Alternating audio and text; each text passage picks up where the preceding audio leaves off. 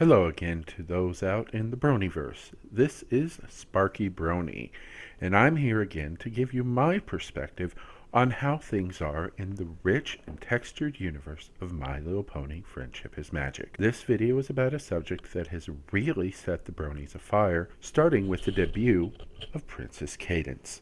Are Alicorns made, or are they born? One question is answered in the Crystal Heart spellbook, with the ascension of Cadence into the realm of being an Alicorn from being a Pegasus pony. And then you have Twilight ascend herself in Magical Mystery Cure, and that is through making new magic using insights gained from the magic of friendship. But the series canon does not address whether or not Celestia and Luna are born or ascended.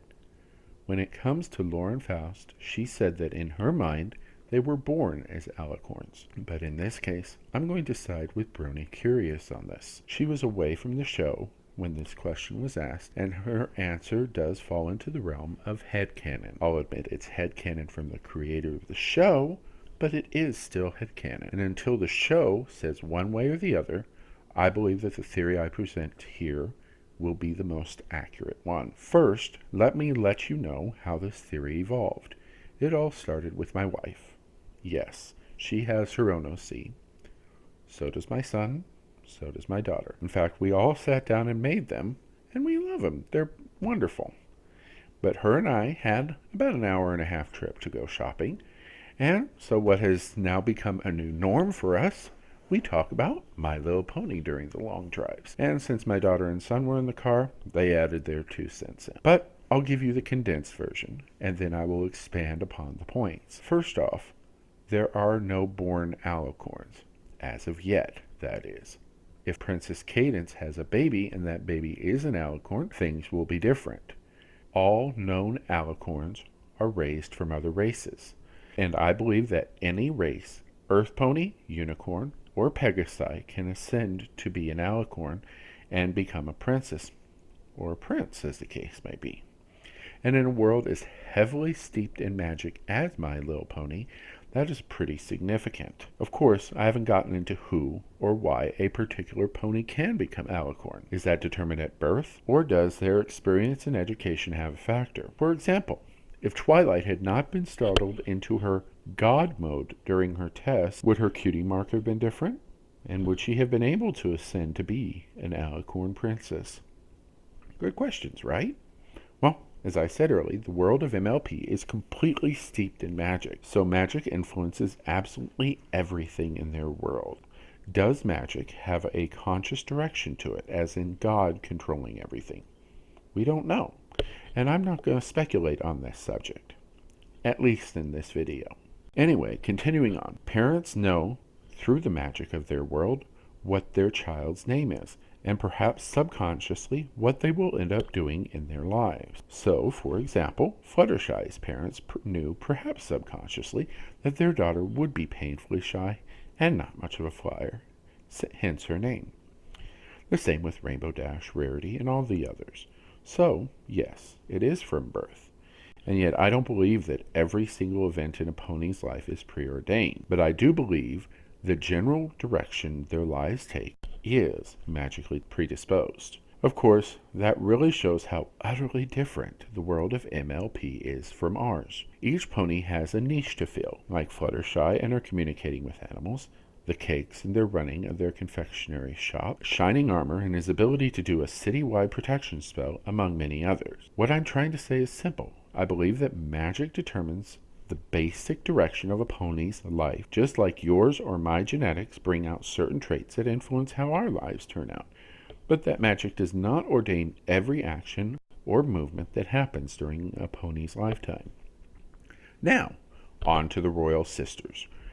My theory, based on evidence from the show, Celestia and Luna were not around at the founding of Equestria. This is from the episode Heart's Warming Eve, and from the Discord arc, that is where they became princesses, by defeating Discord and cementing their place in Canterlot, raising and lowering the sun and moon. As discussed in Heart's Warming Eve previously, the unicorns did that job. And that also makes me believe that Celestia and Luna were unicorns before they ascended, most likely by defeating Discord through their discovery of the elements of harmony. And according to the visuals presented during the Return of Harmony, they were Alicorns when they defeated Discord. There is no further evidence that says that they gained that status by beating Discord or before the final battle. There are things we don't know about that. Was Discord's reign long or short? Were they born before Discord ruled, or during his rule? We don't know that for certain. So I will present the theory that the reign was relatively short, on the order of a decade or so, and that would allow them to know how life was before Discord made chaos supreme. Now, when they gained their Alicorn status, according to my theory, based on the show, they gained that status upon the discovery of the elements of harmony. Perhaps with the release of the synopsis of episode 1 of season 4 and episode 2, they are talking about the tree of harmony. So perhaps Celestia and Luna found the tree of harmony and they used it to gain access to the element. And that would show that they probably gained their Alicorn status at that point. Wouldn't that qualify?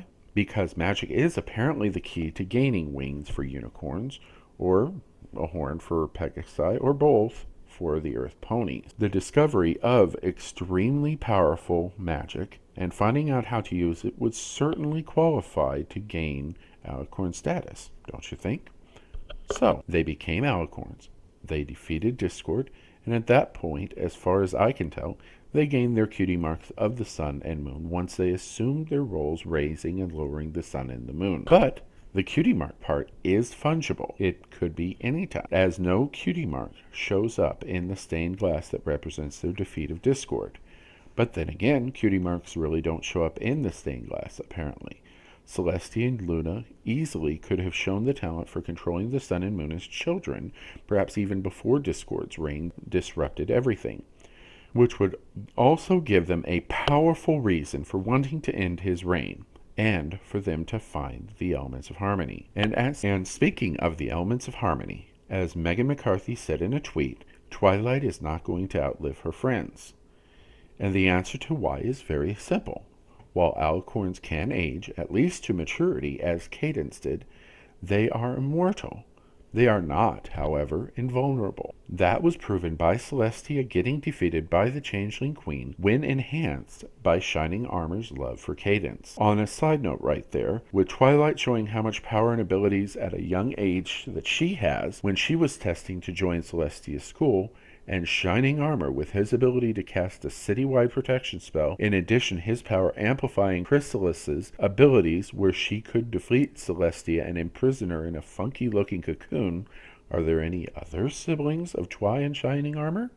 Also, that family is powerful. Anyway, back to my point. If Celestia or any other Alicorn were invulnerable, she would not have been able to not only defeated, but at least temporarily disabled.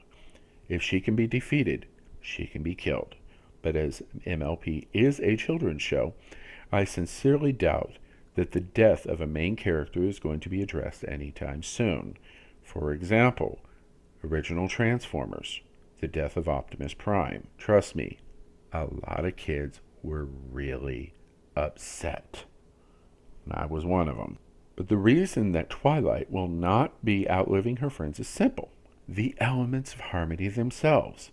You see, as Celestia said in the Return of Harmony, hers and Luna's connection to the elements was broken, and that implies that by discovering and using their elements, perhaps better than the royal sisters even use those elements, Twilight and her friends made a new connection to the elements, and through that connection to the elements and to each other, they are connected to her new immortality. They are already physically mature, and will stay that way so long as they are connected. What will happen if they lose that connection is anybody's guess, though. Well, that's another video that I have come up with.